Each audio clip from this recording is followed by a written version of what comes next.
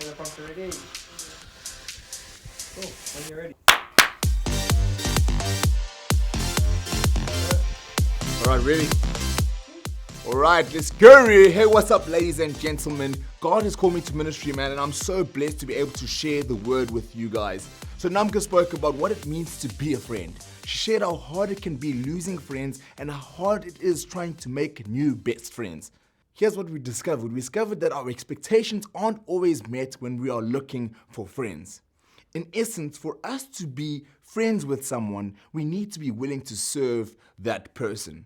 So let me just throw you guys to my life in 2015. My matric year was a week away from getting started, and the geography students went on a little bit of an excursion, right? So we stayed in some dorms with another school from Newcastle, and during the day, we walked around the small town and had to do surveys about recycling. So we did a lot of walking up and down, and it came about late afternoon and we had to head back to HQ. For those of you that don't know what that means, it means headquarters. So basically, this is where we were staying. As we got there, we had supper. After supper, we got sent to our dorms. And out of nowhere, my friend reaches out to his bag and he pulls out 2 bottles of alcohol. Not 1, but 2. To my surprise, I'm like, bro, where did you get these from? He says, listen, while we were walking, I just snuck into the bottle store, got a few things, and I'm here now. So without any hesitation, we crack the 1 bottle open around and we start passing it around and start drinking this thing. And we realize we're getting a little bit too loud and we're still at the dorms.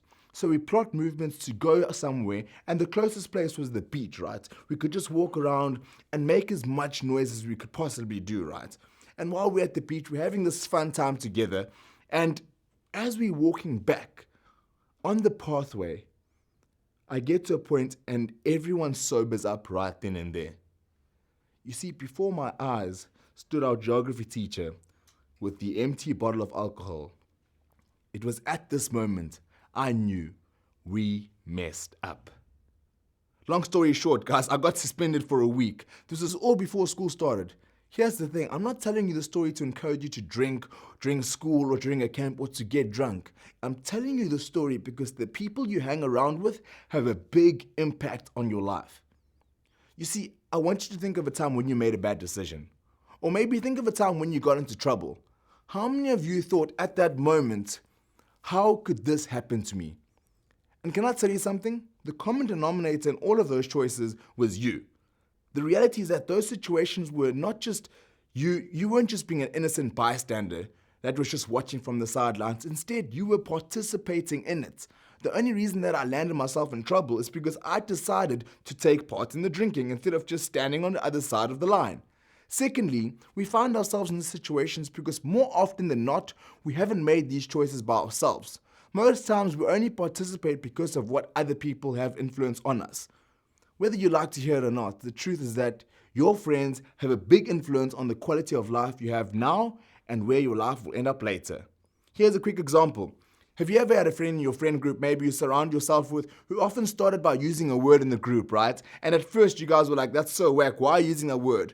Later, just to find yourself using that same word. Here's the thing, guys. I know that I've done that.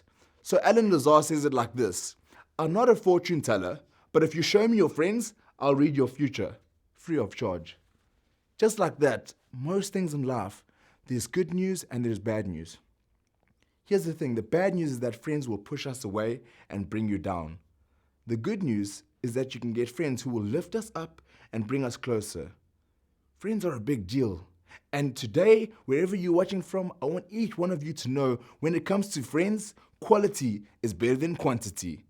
The question I want to ask you is, how can you maintain quality friendships that will bring you a better life in the long run? And to answer this question, there's no better way to do it than to go into the OT, the Old Testament, right? The book of Proverbs. I mean, Proverbs literally means a short saying that states general truth or piece of advice. This book is written by a wise king by the name of King Solomon, right? And this is what he writes in 1 Kings 3, verse 8 to 9. When God asked him what he wanted, he answered, "Give me a God-listening heart so I can lead your people well, discerning the difference between good and evil." Jesus blessed him with wisdom, and this is what he says about the friends in our lives. The righteous choose their friends carefully, but the way of the wicked leads them astray. So are you righteous?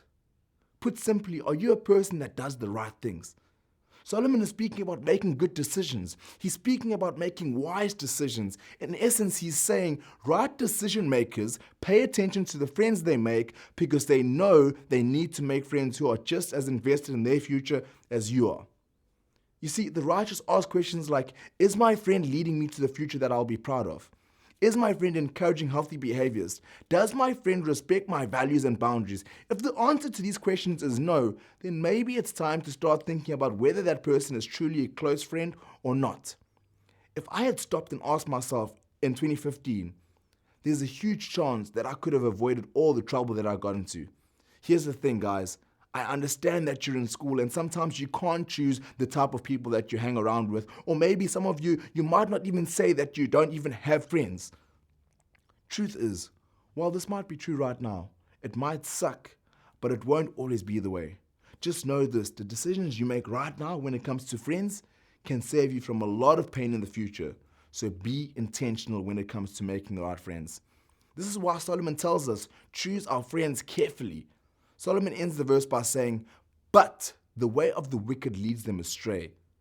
You see, Solomon is referring to the complete opposite, not the awesome wicked, but he's saying those who make wrong decisions. All right? So in simple terms, what he's saying is someone who does wrong. Unlike the righteous, the wicked think about themselves. They don't think about the future, but they think about the now. And here's the hard truth. They don't have your best interests in mind. Solomon says that it leads them astray. In other words, their ways lead to trouble. Now, how do you know if your friends are leading you astray? If you have friends who talk badly to you about others, they're leading you astray because they're probably talking badly about you to someone else. All right? If you have friends that put pressure on you to doing things you don't want to, they don't respect your boundaries or your values. Guess what? This person is leading you astray. Now, I know that some of you have friends who drag you down for fun, but guess what? They are leading you astray. Just because someone is fun to be around doesn't mean that they have a good influence on your life or your future.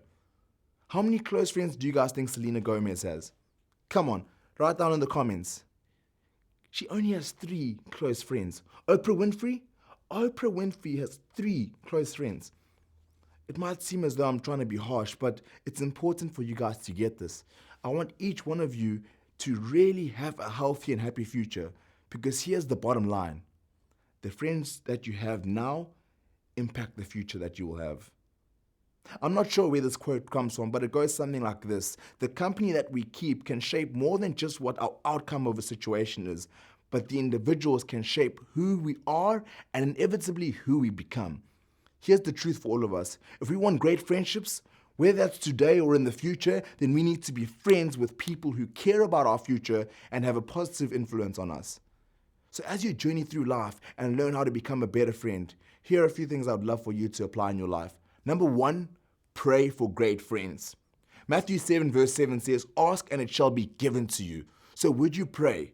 Number 2, would you ask yourself important questions about your friends, such as, hey, vulnerability. Am I able to open up to my friends? Am I able to be honest? Am I able to admit my mistakes? And will they be able to do that? When you're brave enough to be vulnerable, it helps others be comfortable being vulnerable with you.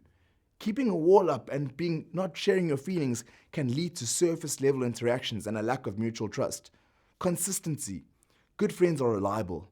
They show up when it matters and follow through when they say they will. They are a consistent force in your life. Positivity. Are your friends the ones that bring you up during the tough times? And do they laugh do they laugh with you when you're going through their tears? They encourage you to reach their goals. They are genuinely fun to be around and add a playfulness to your life. You see, now depending on how you answer these questions, there might be friends in your life that you might need to take a couple of steps back from. Maybe you're feeling this now. So make sure you join us next week because we'll be talking about how you can do this well. I can say all the right words, I can use all the right and wrong memes, but here's the thing. At the end of the day, it comes down to you. Friends, let's be intentional with our friendships. You see, the friends we choose now impact the future we'll have. I believe God wants to help us have life-giving friendships. God wants us to have friendships where we can see God at work in the relationships. So would you invite God into the journey of building great friendships? Ask God to help you be a great friend to others. And here's one more truth I'll leave you with. These kind of friendships take work, but believe me, the work is worth it. Cheers, guys. Have a good one. And I want to remind you guys to like, subscribe, share, do the things that need to be done so that the pots can be done, right? I love you guys so much. Always great tuning with you. Make sure you're here next week because we're going to have an awesome time here at Grace Youth 031.